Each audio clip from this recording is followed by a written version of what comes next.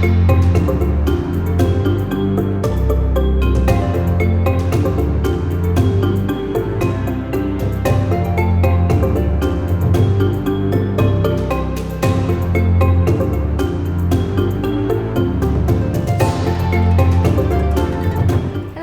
anh em, chào mừng các anh em đã quay trở lại với video mới của mình. Và chắc hẳn là như tiêu đề các bạn đã biết thì với ngày Tết sắp sửa đang tới rất là gần rồi thì đương nhiên là mình sẽ phải chia sẻ với các bạn các trang điểm để đi chơi Tết. Và nếu những bạn nào vẫn còn chưa biết là Tết này mình sẽ make up như thế nào và trong ngày Tết chúng ta cần lưu ý điều gì thì mình nghĩ là các bạn nên theo dõi tiếp tục video này nhé. Bắt đầu thôi. Và việc đầu tiên của bất kỳ một trang điểm nào đó chính là buộc tóc sao cho nó gọn gàng lại. Càng ngày càng rụng tóc, tóc càng ngày càng mỏng dần đi. Mấy hôm nữa sau khi quay xong video này mình sẽ phải đi nhuộm cái tóc để cho chân tóc với cả phần đuôi tóc của mình được trùng màu nhau. Hay là mình sẽ nên nhuộm hẳn màu khác đi nhỉ? Nói là make up trang điểm đi chơi Tết, nhưng mà thực ra thì trang điểm make up Tết nó không phải là một phong cách trang điểm mà chúng ta hoàn toàn có thể áp dụng rất nhiều kiểu trang điểm khác nhau vào ngày này. Mình nghĩ là chúng ta nên có một cái gương mặt thật là tươi sáng để đón chào một năm mới đầy hứng khởi và kỳ vọng là một năm sau chúng ta sẽ gặp được nhiều điều thuận lợi hơn cũng như là may mắn hơn. Đầu tiên mình sẽ sử dụng một chút serum dưỡng ẩm. Sản phẩm này có thể thay thế được cả kem lót nữa. Cũng học tập các em ở trên Instagram giỏ. Nhưng mà cái bước này nguy hiểm phết các bạn nhé. Nếu mà không khéo nó sẽ dây tùm lum tè le xuống.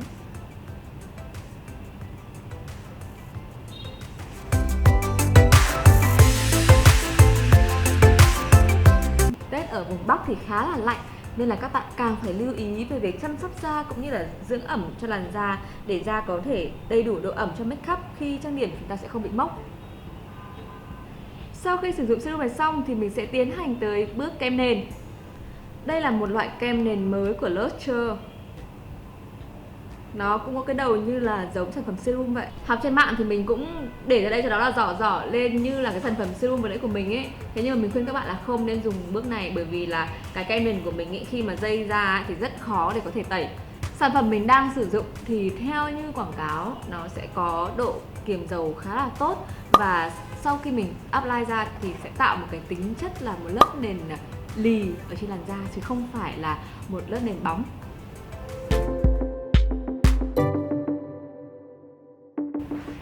Các bạn có thể thấy là sau khi mình apply kem nền đến đâu là làn da của mình cảm giác là khô lì đến đó ngay. Sở dĩ mình da của mình là một làn da khô nhưng mà mình lại vẫn lựa chọn một cái sản phẩm lâu trôi và sản phẩm lì bởi vì là khi mà chúng ta đi chơi Tết ấy, thì chúng ta sẽ phải đi cả ngày và di chuyển liên tục nên mình nghĩ là một sản phẩm lì và khô thoáng sẽ giúp chúng ta tránh bị đổ dầu này và trông mặt chúng ta lúc nào cũng tươi sáng hơn và đỡ bị xỉ. Ngoài ra thì những cái sản phẩm có độ lì như thế này cũng sẽ có độ bền cao hơn nữa. Trong những ngày đi du xuân này, đi sang nhà hàng xóm này, bạn bè này, họ hàng để chúc mừng năm mới thì chúng ta không có quá nhiều thời gian để có thể dặm lại gương mặt của mình. Nên tốt nhất là hãy chọn những loại nền có độ bền cao. Sản phẩm này có độ che phủ cũng khá là ổn. Mình đang chọn tông màu khá là trùng với cả màu da của mình. Sản phẩm này của Luster thì làm mình liên tưởng tới một sản phẩm mình đã từng dùng tương tự. Nó hơi giống với cả Dior Nude Air. Khá là giống. Cũng dạng serum này, cũng là mỏng, nhẹ nhưng mà độ che phủ tốt và lì, kiềm dầu, lâu trôi. Nhưng sản phẩm này có giá rẻ hơn khá đấy. Tiếp theo là che khuyết điểm. Che khuyết điểm của The Same xứng đáng sẽ là cái che khuyết điểm mà mình khuyên các bạn nên dùng nhất năm 2018. Bởi vì nó đảm bảo đầy đủ các tiêu chí là ngon, bổ, rẻ. Đầu xuân năm mới thì không ai muốn xuất hiện trước mặt mọi người với gương mặt đầy sự mệt mỏi cả. Chính vì thế nên bước che khuyết điểm là bước cực kỳ cần thiết. Những cái vết mụn như thế này mình hoàn toàn có thể sử dụng chính cái The Same này để có thể che được nữa mà không cần phải che khuyết điểm dạng nén. Các bạn có nhìn thấy rõ cái sự khác nhau giữa bên mà mình đã che khuyết điểm và bên chưa không ạ? Qua những bước make up đơn giản và cơ bản vừa rồi thì mình đã có một cái lớp nền khá là hoàn hảo rồi đấy. Đây là màu má dạng cream màu cam đào. Đầu xuân năm mới thì mình khuyên các bạn là nên chọn những tông màu tươi tắn và màu cam đào này chính là một trong số những màu đó. Bởi vì lớp nền của mình đã khá là lì rồi nên là thay vì mình sử dụng màu má dạng phấn ấy, thì mình sẽ tiếp tục sử dụng thêm một chút má dạng cream. Màu má cam hồng đào này ửng lên trên gương mặt mình khá là xinh. Chúng ta hoàn toàn có thể dùng tay để blend nó. Ưu điểm của màu má dạng cream là rất giàu độ ẩm và khi mà tan ra thì màu má như ẩn ở trong da, khiến cho da của chúng ta cảm giác là có đôi má ửng hồng một cách rất là tự nhiên. Thế nhưng mà nhược điểm của cream thì lại không phù hợp lắm với cả những bạn nào da không được mịn màng, ví dụ như là lỗ chân lông to này hay là da quá dầu. Tan tan. Và đương nhiên rồi, đó chính là một lớp phấn phủ bột kiềm dầu. Nếu như mà các bạn trang điểm hàng ngày thì những bạn nào mà da không bị quá dầu chúng ta có thể bỏ qua bước này được. Thế nhưng với trang điểm ngày Tết, tức là chúng ta phải đảm bảo cho lớp nền giữ lâu cả ngày, thì mình nghĩ là các bạn nên khóa cái lớp nền này bằng một chút phấn phủ. Và đặc biệt ở đây là mình sử dụng sản phẩm phấn bột không màu, tức là phấn bột này là phấn bột khá kiềm dầu, mặc dù các bạn nhìn thấy nó cũng là màu trắng thôi, nhưng mà khi lên da nó sẽ không có màu gì cả. Mình sẽ sử dụng bông phấn này để lấy phấn, sau đó là vò lên để cho cái lớp phấn được dàn đều ở trên bông phấn. Vì lớp phấn này là lớp phấn cực kỳ kiềm dầu nên là mình sẽ phủ một lớp cực kỳ mỏng thôi các bạn ạ. Bởi vì là khi phủ đến đâu là lớp nền của mình lì lại ngay lập tức đến đấy. Mặc dù là cái lớp nền, cái phấn nền của mình đã là phấn nền lì rồi, thế nhưng mà phấn phủ bột này sẽ giúp cho cái lớp nền của mình lì hơn nữa. Tiếp theo mình sẽ đến bước đánh mắt. Có khá là nhiều bạn ở gần đây thì mình đọc một số các comment của các bạn nói là mình làm clip khá là một màu, nó đơn điệu và khá là giống nhau. Nhưng mà mình nhận thấy là gần đây mình đang muốn hướng tới những gì đó đơn giản và tiện lợi, giúp cho các bạn nào mà đang loay hoay về make up có thể dễ dàng thực hiện lại những cái bước của mình. Bởi vì mình cảm thấy là nhiều khi mình làm những cái quá khó khăn các bạn không thực hiện theo được, mà các bạn chỉ nói là thấy đẹp nhưng mà xem chỉ để đó thôi chứ không có thể áp dụng được theo. Mình muốn là các bạn xem được của mình và có thể áp dụng lại giống như mình. Đấy mới là cái điều mà mình mong muốn và mục đích để mình làm những clip như này. Đầu tiên mình sẽ sử dụng một thỏi son kem để làm base mắt. Kiểu đánh mắt ngày hôm nay của mình sẽ rất là dễ thực hiện, nhưng mà cái hiệu quả của nó thì mình nghĩ là sẽ rất ok đấy.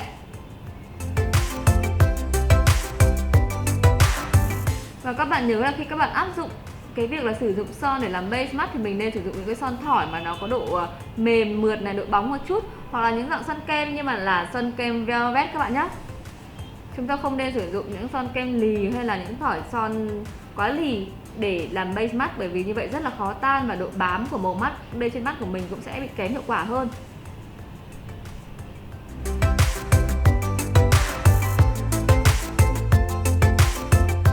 Mùa xuân năm mới thì mình nghĩ là mắt chúng ta cũng có thể sử dụng thêm một chút nhũ để cho đôi mắt trông sáng và long lanh hơn. Một chút nhũ khá mịn và nó không bị quá lấp lánh thì mình có thể sử dụng cả ban ngày. Ngày hôm nay mình lựa chọn đó là sản phẩm của NYX Love You So Mochi. Ngày hôm nay mình sẽ chia sẻ với các bạn một tip đánh mắt mà mình nghĩ là ai cũng có thể thực hiện được, cực kỳ đơn giản luôn. Và cái hiệu quả của nó thì mình thấy là khá ấn tượng. Mình sẽ tiến hành lựa chọn những màu mắt mà mình muốn cho đôi mắt của mình đã nhé. Đầu tiên là mình sẽ lựa chọn màu này. Màu thứ hai là màu đậm hơn. Và màu thứ ba là màu đậm hơn nữa bên cạnh. Đầu tiên mình sẽ sử dụng cây cọ dẹt để chấm màu mắt thứ nhất từ đầu mắt đến 1/3 của toàn bộ bầu mắt. Hoàn toàn là mình đang chấm lên các bạn nhé, mình đang dặm lên. Mình dặm lên đến hết phần mí mắt. Chúng ta không cần phải tan hay là phải phai gì cả, cứ dặm như vậy. Từ đầu mắt ra 1/3 bầu mắt và tan lên trên mí mắt.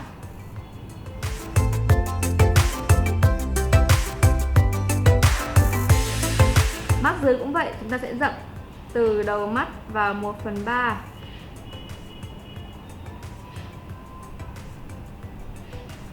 Màu số 2 mình sẽ dặm nối tiếp từ màu số 1. Đó chính là ở phần giữa mắt ra đến hết 2/3 bầu mắt. Chúng ta cứ dặm như vậy thôi. Mình gọi nôm na là chúng ta chỉ cần xếp hình mà không cần phải tan á. Rậm lên trên, rậm lên trên. Đó. Để cái việc này hiệu quả hơn thì mình khuyên là các bạn nên sử dụng một cây cọ dẹt và chặt những sợi lông khít vào nhau. Màu số 3 sẽ đậm hơn hai màu còn lại. Và ở phần đuôi mắt, chúng ta lại tiếp tục dặm cọ từ màu số 2 đi ra đuôi mắt. Cứ dặm xếp hàng như vậy, như kiểu là hình một lá cờ á.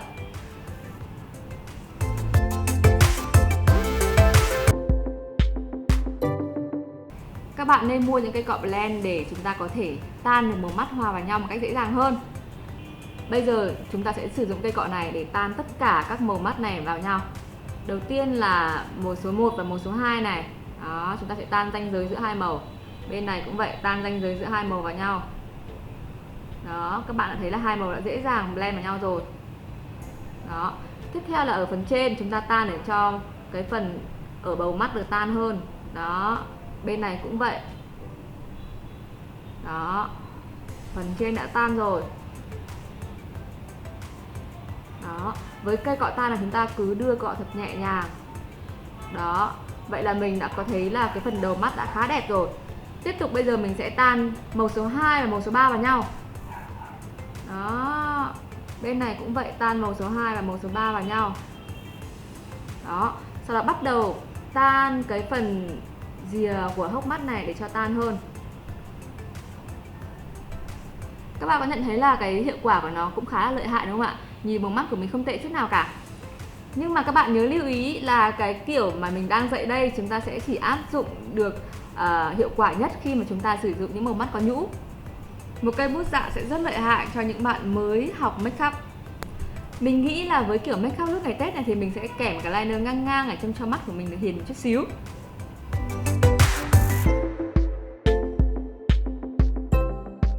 Nối một chút về phần viền mắt.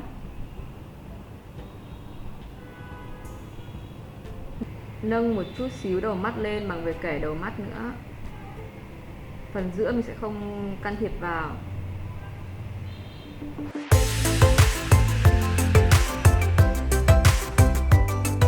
Xin một chút nhũ mắt màu đen để blend lên phần viền mắt. Phần mắt sẽ không làm cho cái viền mắt của mình bị quá sắc nét.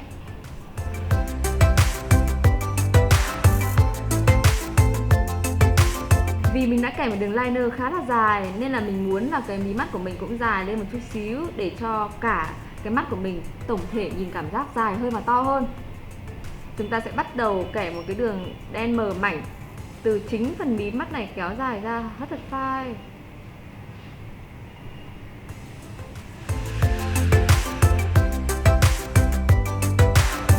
Tiếp theo sẽ là bước chuốt mascara. Đây là một sản phẩm mới của Luster. Làm gì thì làm thì cũng vẫn phải kèm mi trước đã.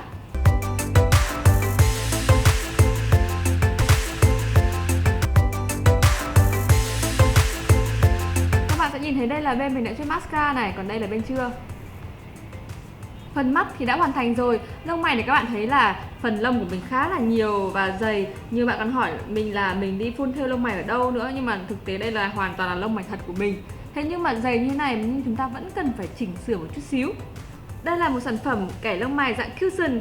Sản phẩm này mình đã chia sẻ với các bạn rồi. Nó tự nhiên hơn dạng gel và cũng bền màu lâu trôi.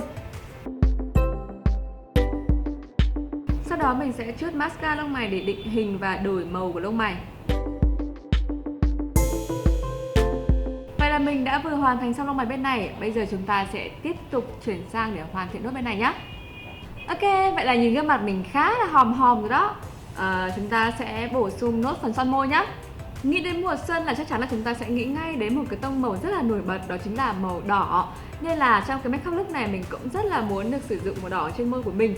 Tuy nhiên là với những bạn mà không có sở thích đánh màu đỏ, chúng ta có thể hoàn toàn lựa chọn những màu khác, ví dụ như là màu cam này, cam đỏ, màu hồng và hoặc là hồng đỏ. Nhưng mà lưu ý là chúng ta hãy tạm thời quên đi những cái tông màu đất, ví dụ như là màu cam đất này hay là nâu đất, bởi vì là nó sẽ tạo cho chúng ta cái cảm giác là không được tươi tắn lắm trong những ngày xuân. Vậy nên là ngày hôm nay mình nghĩ là màu son đỏ cam Twilight của Base sẽ rất là phù hợp với cả cái makeup look này, cũng như là với cả trang phục lát nữa mình sẽ thay.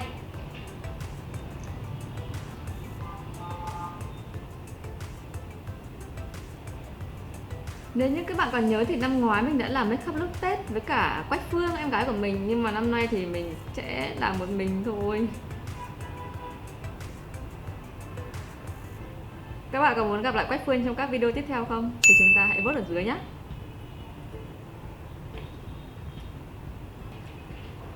Nói về màu sắc thì đúng là Base khỏi nói, quá tuyệt vời.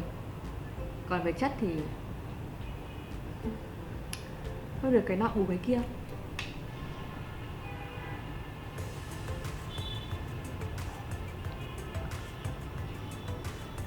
Mình sẽ phai cái màu son này ra chứ mình không muốn đánh nét môi.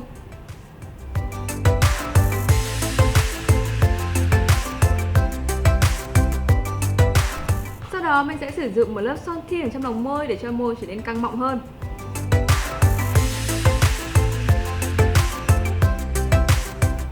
Mình nghĩ những cái màu tươi tắn như thế này sẽ hot lại và trend trở lại vào mùa hè năm 2019 này.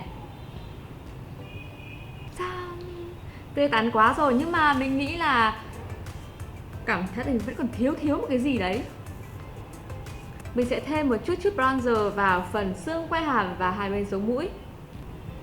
Chút thôi nha anh em, bởi vì là chúng ta đi chơi Tết, chúng ta sẽ gặp mọi người ở khoảng cách rất là gần. Nên là nếu như mà bạn nào mà ham quá, mà lố quá ấy, là nhìn ở ngoài sẽ rất buồn cười đấy. Cái màu phối mình chọn nó cũng khá là nhạt thôi, không quá đậm. Bởi vì màu da của mình không phải là quá tối, nên là mình không muốn lựa chọn những cái sản phẩm phối đậm quá. Một chút sống mũi, rồi mũi cao hơn, trông thông minh hơn.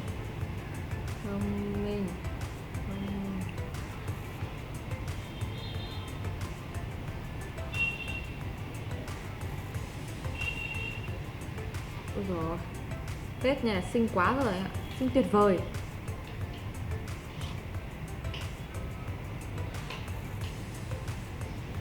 Với makeup look này thì mình sẽ bỏ qua phần highlight có nhũ luôn, bởi vì mình không muốn là đi cả ngày sẽ có một cái lớp highlight bóng nhảy ra, và đến tầm chiều ấy là bắt đầu mặt mình như một cái chảo mỡ vậy. Và ai cũng hỏi mình tại sao mặt có vấn đề gì đấy, mặt đang làm sao đấy, nhiều mồ hôi quá à, dầu quá à, sao mặt đen thế, mặt xỉn thế. Mình không muốn phải gặp bất kỳ một câu hỏi nào trong ngày mùng 1 Tết cả, nên là mình sẽ quyết định là bỏ qua highlight luôn. Makeup thì đã xong rồi, bây giờ mình sẽ chỉnh sang đến tóc tai. Không biết làm với cái ngày đầu xuân này thì mình sẽ nên làm tóc kiểu gì đây nhỉ? Với ngày đầu năm thì rất nhiều bạn khi mặc áo dài sẽ muốn là có cái mái tóc Tết này, hay là mái tóc xoăn bồng bềnh. Nhưng với cá nhân mình thì khi mình mặc áo dài mình rất thích để các kiểu tóc thẳng.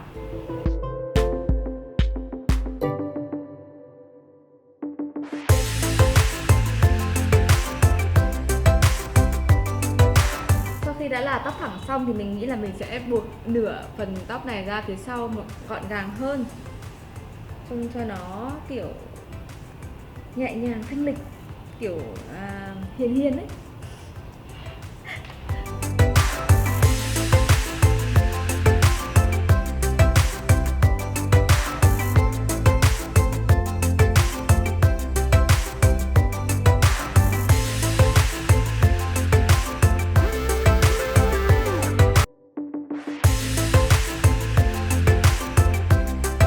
Mình nghĩ là bây giờ mình sẽ lên đồ để biến hình.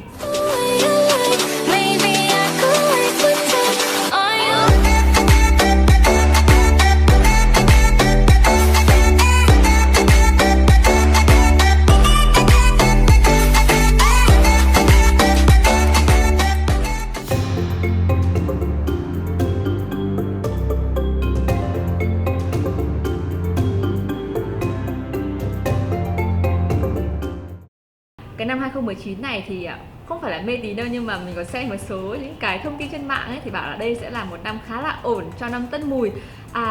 Đính chính thêm một chút là như lần trước mình có chia sẻ một cái đoạn clip trêu ấy, đó là mình nói là mình năm nay 26 tuổi, làm cho các bạn bị nhầm lẫn về cái độ tuổi của mình, nhưng thực tế thì năm nay mình đã 28 tuổi rồi.